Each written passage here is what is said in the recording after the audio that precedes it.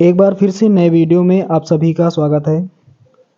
तो आज दोस्तों हम लोग सीखेंगे प्रतिस्थापन विधि से कैसे दो चर वाले रैखिक समीकरण युग्म को हल करके x और y का मान निकाला जाता है।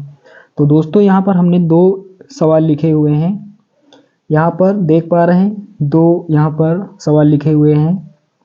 यहाँ पर हमें x और y का मान ज्ञात करना है और यहाँ पर प्रतिस्थापन विधि का प्रयोग करके x और y का मान ज्ञात करना है।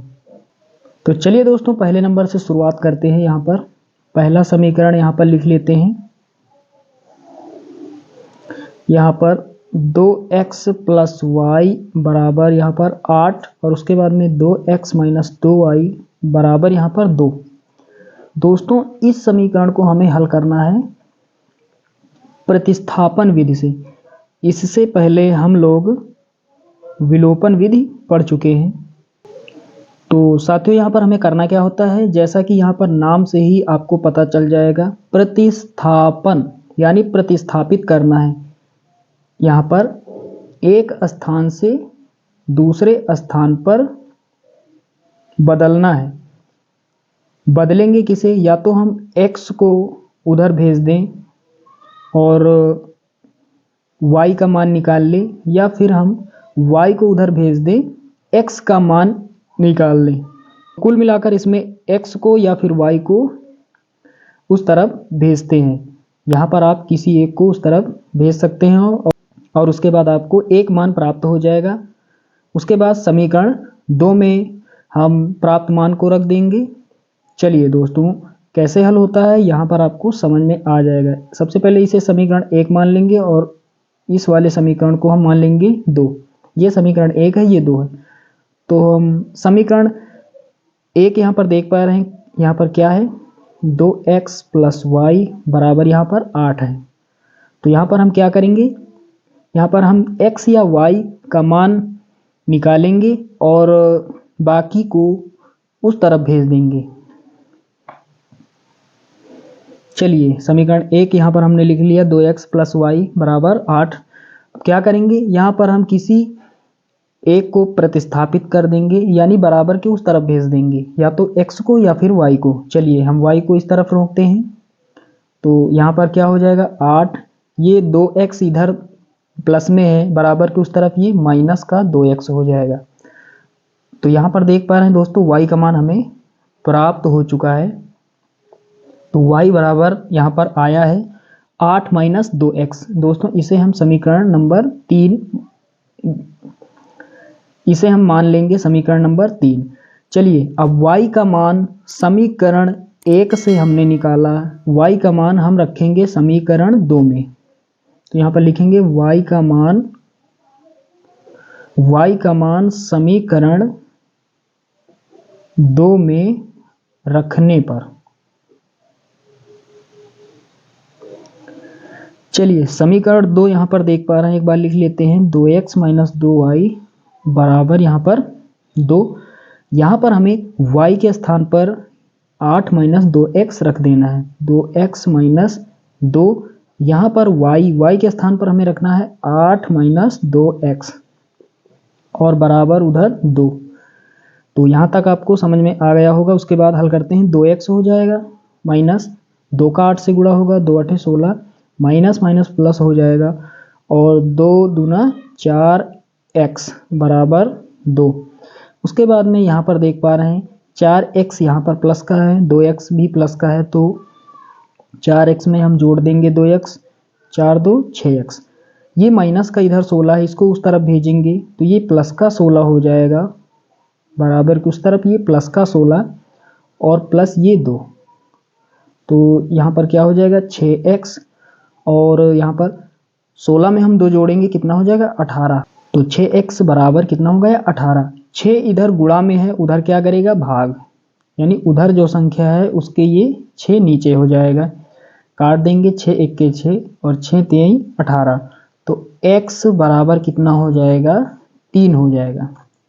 तो x का दोस्तों हमें मान यहाँ पर पता चल गया। अब हम y का मान निकालते हैं। y का मान कैसे प्राप्त होगा, यहाँ पर देख पा रहे हैं y बराबर 8 माइनस 2x है।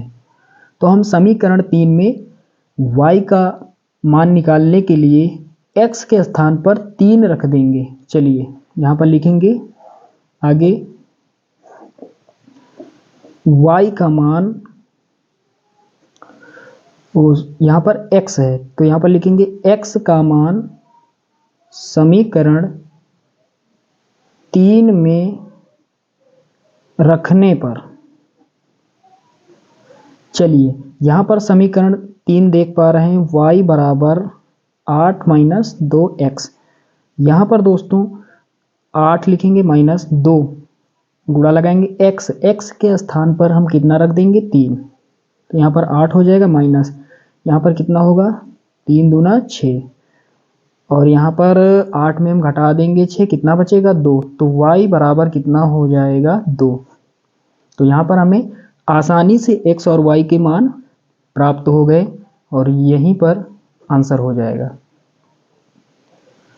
चलिए दोस्तों अब अगला यहाँ पर समीकरण युग्म देख पा रहे हैं x प्लस वाई बराबर 3, 3x माइनस 2y बराबर 4। चलिए सेम इसी प्रकार इसे हल करते हैं। तो यहाँ पर दोस्तों हमने यहाँ पर दूसरा यहाँ पर सवाल लिख लिया है। चलिए सबसे पहले क्या करते हैं, समीकरण नंबर 1 इसे मान लेते हैं और इस वाले को समीकरण नंबर 2। अब क्या करते हैं, हम किसी एक समीकरण से हम x या फिर y का मान निकाल लेते हैं। चलिए यहाँ पर समीकरण 1 देख पा रहे हैं, यहाँ पर लिखा हुआ है x प्लस वाई बराबर 3। यहाँ से हम x या फिर y का मान आसानी से निकाल सकते हैं। तो इस बार चलिए हम y का मान निकालते हैं। तो y बराबर यहाँ पर क्या हो जाएगा, तो y बराबर यहाँ पर देख पा रहे हैं x इस तरफ है तो ये प्लस में है, उस तरफ जाएगा यानी बराबर के इस तरफ आएगा तो ये x जो है ये माइनस का हो जाएगा। तो ये दोस्तों y का मान है।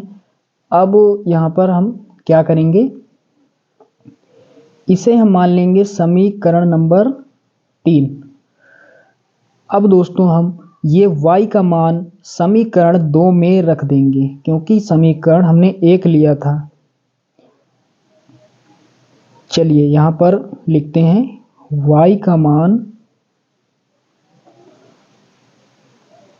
समीकरण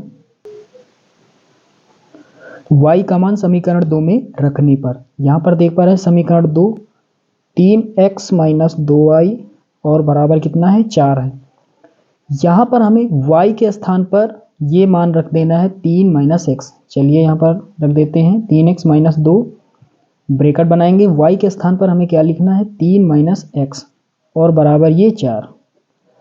तो यहाँ तक आपको समझ में आ रहा होगा, ये 2 यहाँ पर हमने लिख दिया और y के स्थान पर हमें यहाँ पर 3 माइनस एक्स रखना है, तो यहाँ पर हमने रख दिया। अब आगे हल करते हैं, 3x माइनस 2 का गुणा कराते हैं, 2 3 6 और ये माइनस माइनस प्लस हो जाएगा, 2 का गुणा x से होगा 2x हो जाएगा बराबर 4।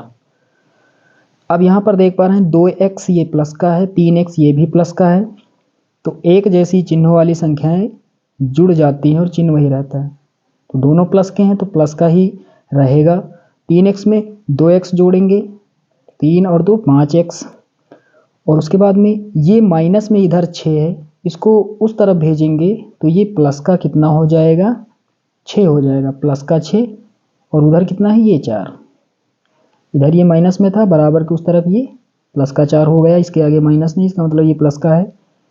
5x बराबर जोड़ेंगे 10 हो जाएगा, 5 से इसे काट देंगे यानी 5 इधर गुणा कर रहा है, उधर क्या करेगा भाग करेगा, या फिर डायरेक्ट यहीं से काट सकते हैं, 5 1 5 और 5 दूना 10, तो x बराबर क्या हो जाएगा 2। अब दोस्तों हम क्या करते हैं, x का जो मान हमें प्राप्त हुआ है ये मान हम समीकरण नंबर 3 में रखेंगे। तो यहाँ पर समीकरण नंबर 3 देख पा रहे हैं y के बराबर लिखा हुआ है, यहाँ से हमें y का मान प्राप्त हो जाएगा। तो यहाँ पर लिखेंगे x का मान, तो x का मान समीकरण 3 में रखने पर, तो समीकरण 3 एक बार लिखते हैं y बराबर 3 माइनस एक्स। चलिए यहाँ पर y लिख लेते हैं बराबर 3 माइनस x के स्थान पर हमें 2 रख देना है, क्योंकि यहाँ पर हमने x के बराबर 2 यहाँ पर निकाला हुआ है। अब यहाँ पर y बराबर 3 में हम घटा देंगे तो 1 बचेगा, तो ये y का मान हो जाएगा। तो इस प्रकार से आपने देखा x बराबर 2 और y बराबर 1, और यहीं पर हमारा आंसर हो जाएगा। तो दोस्तों उम्मीद करता हूँ कि आपको प्रतिस्थापन विधि अच्छे से समझ में आ गई होगी। चलिए दोस्तों, नेक्स्ट वीडियो में हम बात करेंगे वज्र गुणनखंड विधि की। तब तक के लिए जय हिंद।